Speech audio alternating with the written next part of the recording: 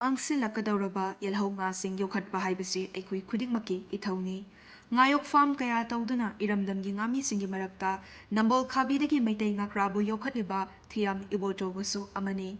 Chahi mangaromgi mamangdagi mahaki law pari mariromda ngakra amadi ukabi sing yokhatuna ngada mibal tangdanaba hotnaduna ngasi fawba chathari. Maitai ngakra asi yamna tangna fangba nga amasuni amadi fangbadasu yamna waba nga makhal amani. Fangba wabana kaithilda maitai ngakra asi kiloda 1,150 anumak wana fangli. ꯑꯩꯅ ꯍꯧꯖꯤꯛ ꯂꯩꯖꯔꯤꯕ ꯃꯐꯝ ꯑꯁꯤ ꯅꯝꯕꯣꯜ ꯈꯥꯕꯤꯒꯤ ꯑꯩꯈꯣꯏꯒꯤ ꯑꯣꯖꯥ ꯊꯤꯌꯥꯝ ꯏꯕꯣꯆꯧꯕ ꯑꯩꯈꯣꯏ ꯃꯁꯥ ꯃꯊꯟꯇꯅ ꯑꯩꯈꯣꯏ ꯁꯦꯝꯖꯕ ꯄꯨꯊꯣꯛꯆꯕ ꯃꯤꯒꯤ ꯈꯨꯠꯊꯥꯡꯗꯒꯤ ꯇꯧꯔꯒ ꯑꯩꯈꯣꯏ ꯉꯥꯁꯦ ꯄꯨꯔꯛꯇꯕꯤꯗ ꯃꯁꯥꯅ ꯑꯣꯏꯅ ꯊꯤꯖꯔꯒ ꯃꯁꯥꯅ ꯑꯣꯏꯅ ꯌꯣꯛꯆꯕ ꯉꯥ ꯃꯈꯜ ꯀꯌꯥ ꯑꯃꯁꯨ ꯌꯣꯛꯂꯤ ꯃꯐꯝ ꯑꯁꯤꯗ ꯃꯍꯥꯛꯀꯤ ꯉꯥ ꯐꯥꯔꯝ ꯑꯁꯤꯗ ꯑꯩꯈꯣꯏꯒꯤ ꯁꯝꯅ ꯍꯥꯏꯔꯕꯗ ꯄꯨꯛꯂꯥꯎꯕꯤ ꯉꯥꯀ꯭ꯔꯥ ꯃꯩꯇꯩ ꯉꯥꯀ꯭ꯔꯥ ꯑꯃꯗꯤ ꯑꯩꯈꯣꯏꯒꯤ ꯇꯨꯡꯍꯟꯕꯤ ꯉꯥ ꯇꯣꯉꯥꯟ ꯇꯣꯉꯥꯟꯕ ꯃꯈꯜ ꯀꯌꯥꯒꯤ ꯉꯥ ꯑꯁꯤ ꯃꯁꯥ ꯃꯊꯟꯇꯅ ꯄꯨꯊꯣꯛꯆꯔꯒ ꯃꯁꯥ ꯃꯊꯟꯇꯅ ꯌꯣꯛꯆꯕ ꯑꯗꯨꯒꯨꯝꯂꯕ ꯃꯈꯜ ꯑꯃꯒꯤ ꯐꯥꯔꯝ ꯃꯐꯝ ꯑꯁꯤꯅꯤ ꯑꯩꯈꯣꯏꯅ ꯂꯩꯖꯔꯤꯕ ꯃꯐꯝ ꯑꯁꯤ ꯑꯩꯈꯣꯏ ꯍꯧꯖꯤꯛ ꯃꯍꯥꯛ ꯃꯁꯥꯃꯛꯀ ꯎꯅꯖꯗꯨꯅ ꯑꯩꯈꯣꯏ ꯍꯥꯏꯔꯤꯕ ꯉꯥ ꯌꯣꯛꯄꯁꯤꯗ ꯃꯥꯅ ꯀꯌꯥꯃꯨꯛ ꯌꯥꯝꯅ ꯑꯩꯈꯣꯏꯒꯤ ꯊꯦꯡꯅꯈꯤꯕ ꯆꯦꯂꯦꯟꯖꯦꯁ ꯑꯃꯗꯤ ꯉꯥ ꯑꯁꯤꯕꯨ ꯌꯣꯛꯈꯠꯅꯕ ꯑꯃꯗꯤ ꯆꯥꯎꯅꯕ ꯍꯣꯠꯅꯕꯗ ꯊꯦꯡꯅꯈꯤꯕ ꯑꯋꯥ ꯅꯨꯡꯉꯥꯏꯒꯤ ꯃꯇꯥꯡꯗ ꯑꯩꯈꯣꯏ ꯑꯣꯖꯥ ꯑꯁꯤꯒ ꯎꯅꯖꯗꯨꯅ ꯑꯩꯈꯣꯏ ꯃꯤꯌꯥꯝꯗ ꯄꯥꯎꯗꯝ ꯊꯝꯖꯒꯦ ꯃꯌꯥꯝ ꯄꯨꯟꯅ ꯃꯤꯠꯌꯦꯡ ꯇꯥꯃꯤꯟꯅꯁꯤ ꯋꯥꯈꯜꯂꯣꯟꯁꯦ ꯀꯩꯅꯣꯅꯤ ꯉꯀꯥ ꯑꯩꯈꯣꯏ ꯃꯥꯡꯗ ꯎꯔꯤꯁꯦ ꯉꯀꯥꯁꯦ ꯁꯨꯃꯥꯏꯅ ꯑꯩ ꯐꯥꯎ ꯎꯖꯗ꯭ꯔꯤ ꯍꯥꯏꯇꯥꯔꯦ ꯃꯅꯤꯄꯨꯔꯗ ꯌꯥꯝ ꯇꯥꯡꯕ ꯑꯗꯣ ꯁꯤꯒꯤ ꯆꯍꯤ 5 ꯆꯪꯉꯒꯗꯤ ꯁꯤ ꯑꯣꯏꯈ꯭ꯔꯦ ꯑꯗꯣ ꯁꯨꯃꯥꯏꯅ ꯉꯀꯥꯁꯦ ꯃꯔꯥꯡ ꯀꯥꯏꯅ ꯑꯝꯇꯪ ꯄꯨꯊꯣꯛꯅꯤꯡꯕ ꯍꯥꯏꯇꯥꯔꯦ ꯃꯔꯨ ꯑꯣꯏꯅ ꯑꯗꯒꯤ ꯉꯀꯥꯁꯦ ꯇꯥꯡꯕ ꯌꯥꯝ ꯇꯥꯡꯉꯦꯕ ꯉꯀꯥꯁꯦ ꯑꯗꯨꯒ ꯁꯤꯒꯤ ꯑꯩꯈꯣꯏꯒꯤ ꯕ꯭ꯔꯤꯠꯁꯦ ꯁꯤꯒꯤ ꯉꯀꯥ ꯑꯁꯦꯡꯕꯁꯦ ꯃꯩꯇꯩ ꯉꯀꯥꯁꯦ ꯐꯪꯕ ꯌꯥꯝ ꯋꯥꯏ ꯍꯧꯖꯤꯛꯄꯨꯗꯤ ꯃꯥꯏ ꯄꯥꯛꯑꯦ ꯍꯥꯏꯕ ꯌꯥꯔꯦ ꯁꯤ ꯉꯀꯥꯁꯦ ꯑꯗꯣ ꯁꯤꯒꯤ ꯐꯤꯕꯝ ꯌꯧꯔꯛꯅꯕ ꯍꯣꯠꯅꯕꯗ ꯌꯥꯝ ꯋꯥꯕ ꯑꯗꯨꯒ ꯍꯥꯟꯅꯁꯨ ꯇꯣꯏꯅ ꯍꯥꯏꯕ ꯃꯤꯗꯤꯌꯥꯗ ꯂꯩꯕꯁꯨ ꯐꯪꯗꯕ ꯍꯧꯖꯤꯛꯄꯨꯗꯤ ꯁꯤ ꯎꯔꯦꯗꯅ ꯑꯗꯩ ꯃꯁꯤ ꯄꯨꯔꯥ ꯁꯤꯠꯂꯒ ꯐꯥꯗ꯭ꯔꯒꯗꯤ ꯁꯨꯌꯥ ꯌꯥꯗꯦꯕ ꯉꯀꯥꯁꯦ ꯐꯅ ꯏꯟ ꯈꯣꯟꯒꯦꯔꯥ ꯂꯨꯄꯥ ꯍꯨꯟꯒꯦꯔꯥ ꯁꯨꯡꯉꯝ ꯉꯝꯃꯣꯏꯗꯕ ꯌꯥꯝꯅ ꯑꯩꯈꯣꯏ ꯁꯥꯊꯤꯕ ꯉꯥ ꯑꯃꯁꯨ ꯑꯣꯏꯕ ꯑꯗꯨꯒ ꯌꯥꯝꯅꯁꯨ ꯇꯥꯡꯕ ꯑꯗꯨꯒ ꯑꯩꯈꯣꯏꯒꯤ ꯃꯩꯇꯩꯒꯤ ꯂꯥꯏ ꯈꯣꯏꯔꯝꯕꯒꯗꯁꯨ ꯑꯗꯨꯝ ꯆꯪꯕ ꯉꯥ ꯑꯃ ꯑꯣꯏꯕꯅꯤꯅ ꯃꯁꯤꯗꯗꯤ ꯑꯩ ꯇꯧꯔꯒꯦꯅ ꯈꯜꯂꯒ ꯇꯧꯈꯤꯕ ꯍꯥꯏꯇꯥꯔꯦ Pukrida nga macha asi hek thadabadagi hauna aikhoina cheksina mawong tana machinjak pizaduna yokpa taragadi tha mangada adumak mapung fana chawba ngami ngakra asi senthok lambi farabasu off season ki matam khara kananaba ukabi nga makhal asisu hapchinduna thuna yonba ngamani ꯑꯍꯥꯟꯕ ꯇꯥꯔꯒꯦꯠꯇ ꯑꯍꯥꯟꯕ ꯀꯩꯅꯣꯁꯤꯗ ꯉꯀꯥꯁꯤ ꯄ꯭ꯔꯗꯛꯁꯟꯁꯤ ꯌꯥꯝ ꯐꯖꯅ ꯑꯃꯨꯛ ꯐꯥꯎꯕ ꯑꯩꯈꯣꯏꯒꯤ ꯉꯥ ꯀꯥꯞꯃꯤꯟꯅꯕ ꯑꯣꯖꯥꯁꯤꯡꯅꯁꯨ ꯁꯤꯒꯤ ꯉꯥꯊꯣꯛꯁꯤꯗ ꯑꯃꯨꯛꯐꯥꯎ ꯊꯣꯛꯇꯦꯅ ꯃꯥꯅꯁꯨ ꯑꯩꯉꯣꯟꯗ ꯄꯨꯛꯅꯤꯡ ꯊꯧꯒꯠꯄꯤꯔꯛꯄ ꯌꯥꯝ ꯐꯖꯅ ꯃꯆꯥꯁꯤ ꯑꯣꯟꯈꯤ ꯂꯥꯛꯃꯨꯛ ꯃꯌꯥ ꯑꯣꯟꯈꯤꯑꯕ ꯑꯍꯥꯟꯕ ꯀꯥꯞꯄꯗ ꯉꯥ ꯀꯩꯅꯣ ꯈꯛꯇꯅ ꯉꯥ 12 ꯀꯥꯞꯄꯗ ꯃꯆꯤꯟꯖꯥꯛꯁꯦ ꯑꯗꯨꯝ ꯑꯩꯈꯣꯏ ꯉꯥ ꯑꯇꯩꯒꯤ ꯐꯤꯠꯇꯨ ꯑꯗꯨꯝ ꯆꯥꯏ ꯉꯀꯥꯁꯦ ꯐꯤꯠ ꯍꯥꯏꯗꯤ ꯑꯦꯅꯤ ꯑꯩꯈꯣꯏ ꯕ꯭ꯔꯦꯟ ꯑꯣꯏꯕ ꯌꯥꯏꯅ ꯒꯣꯗ꯭ꯔꯦꯖ ꯑꯣꯏꯕ ꯌꯥꯏ NSF ꯑꯣꯏꯕ ꯌꯥꯏ ꯑꯗꯒꯤ ꯒ꯭ꯔꯣꯋꯦꯜ ꯑꯣꯏꯕ ꯌꯥꯏ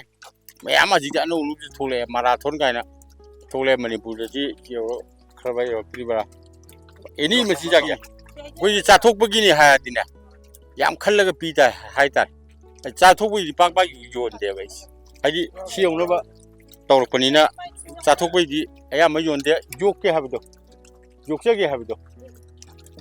ꯍꯥꯏꯕꯗꯣ ꯑꯣꯏꯔꯗꯤ ꯑꯩ ꯑꯗꯨꯝ ꯄꯤꯔꯦ ꯑꯩꯈꯣꯏꯒꯤ ꯃꯄꯤ ꯌꯣꯟꯕꯗ ꯅꯠꯇꯅ ꯃꯆꯥꯁꯦ ꯃꯆꯥ ꯌꯣꯟꯕꯗꯅꯤ ꯌꯥꯝ ꯀꯥꯟꯅꯔꯤꯁꯦ ꯃꯆꯥ ꯍꯦꯛ ꯀꯣꯛꯊꯣꯛꯄꯒ ꯅꯨꯃꯤꯠ 5ꯅꯤꯗ ꯂꯨꯄꯥ 3 ꯈꯪꯅ ꯆꯥꯟꯅꯕ ꯂꯨꯄꯥ 2 ꯑꯗꯨ ꯑꯣꯏꯇꯥꯔꯗꯤ ngakaje yomre profit yam phange adu ngakaje kapnadi mi thambaje mi ani umde dum change adu si nga phawa matam jimdi yadre mi je yami ge nungare ngaka phawa ji di lore mayamje pranji mi yam bai phanga mi ne bse mi ani humna ga di phawa de si khu kulaga hipaga pha di ya ka bi phawa ngaka phawa ji khwai dei luba ada akhanna ba khoi thadong ba ya da ba jing tawri ni ngati yam thinba ꯍꯣꯏ ꯉꯀꯥꯁꯦ ꯑꯩꯈꯣꯏꯒꯤ ꯌꯦꯟ ꯌꯣꯛꯄ ꯉꯥꯅꯨ ꯌꯣꯛꯄꯗꯧꯅ ꯌꯣꯛꯄ ꯌꯥꯅꯤ ꯌꯥꯝ ꯐꯖꯩ ꯃꯥ ꯖꯣꯇꯣꯟꯗ ꯂꯩꯔꯦ ꯉꯀꯥꯁꯦ ꯖꯣꯇꯣꯟ ꯐꯖꯅ ꯇꯧꯔ ꯌꯣꯛꯄꯗ ꯃꯥ ꯑꯗꯨꯝ ꯅꯨꯄꯤ ꯑꯉꯥꯡ ꯄꯨꯕ ꯉꯝꯒꯅꯤ ꯑꯗꯨꯅ ꯉꯀꯥꯁꯦ ꯐꯖꯅ ꯃꯥꯅ ꯀꯣꯝ ꯆꯥꯎꯅ ꯂꯩꯇ꯭ꯔꯒꯁꯨ ꯑꯗꯨ ꯀꯣꯝ ꯑꯃꯅ ꯑꯗꯨꯝ ꯌꯥꯏ ꯈ꯭ꯋꯥꯏꯗꯒꯤ ꯆꯤꯟꯅ ꯌꯣꯛꯄ ꯌꯥꯕ ꯉꯥꯁꯦ ꯉꯀꯥꯅꯦꯕ nganu ye loibda fazana loibda yani ma profit phangnya Lairik ningthina tamlurabasu thabak fangdaba naharol kaya ama leiri amade thabak haidoktana leiba bar oikiba miyoi kaya amasu leiri adubu aikhoi ninghanadana isani isabu thabak pizaduna honarabadi thabak khudingmak mai pak pangamgani yen nganu oksing loiba khaktana tana Yelhou Ngasing maruoina maitai ngakra sareng na chingbasing yokhatminaduna senmit londa hena fagat handuna iramdamasidagi puthoga mapanda thadok pangamnanaba honaminarasi thabak ta chilhau thigumsi haibo wapamsu ibo chobana makha takhi nga je rau busale sile yole asom ho muni na nga ka sidi akoina pithokpada asom ne hena maman tanga koi city chok chok ba leiri ba singsida koi sigi nga ka bridge de singa kra hare koi mayangi lon de